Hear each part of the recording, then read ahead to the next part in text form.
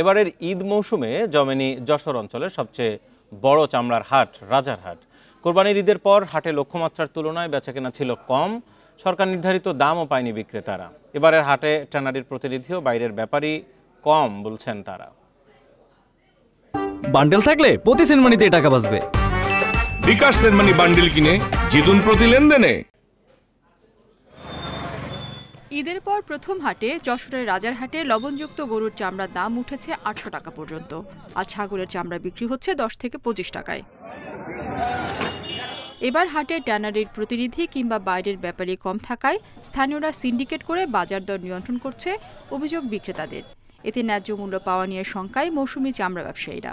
জন খরচ দিয়ে আমাদের ৯০০ টাকা পড়ে গেছে, ৯৫০ টাকা গাড়ি ভাড়া দিয়ে ১০০০ টাকা পড়ে গেছে, এখন বেচলাম ৭০০ করে।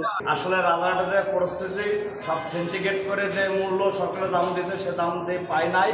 ৪৫০ টাকা আর ছাগলের চামড়া তো কেন লই না ভাই, এখন কেন বাঁচাবো কিভাবে বলেন। এদিকে ব্যবসায়ী ক্রেতাদের দাবি, লবণের দাম হঠাৎ বেড়ে যাওয়ায় পশুর চামড়ার দর পড়ে গেছে। এবারের হাটে গরুর চামড়া প্রতি বর্গফুট প্রকারভেদে ২০ থেকে ৪০ টাকা দরে বিক্রি হচ্ছে। যে মালের যে দাম, তারপর লবণ করার যে বিষয়টা, সব মিলিয়ে রেটটা খারাপ। ডাইরেক্ট ঢাকার পার্টিও আসে, কুষ্টিয়া, ঝিনাইদহ, খুলনা বিভিন্ন এলাকার পার্টিরা এখানে চামড়া কিনতে আসে, তারা আজকে আসেনি। ট্যানারি মালিকরা নামার পরেই বোঝা যাবে দামটা আসলে কত নিচ্ছে না নিচ্ছে, যারা কিনবে।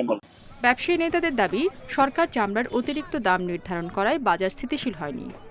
পুরো চামড়াটা ধস পড়ে গেছে, ধসের কারণে যে দাম মূল্য নির্ধারণ করা হয়েছে সরকার তরফ থেকে, এই জন্যই সাধারণ চামড়া ব্যবসায়ীরা বিভ্রান্তি অবস্থার মধ্যে রয়েছে। তারা মাল হাটের মধ্যে উঠোয়নি, হাটের মধ্যে নিয়ে আসেনি, বেচা কিনা সেই অবস্থানও নেই।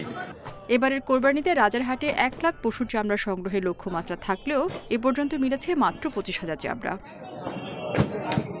Independent news.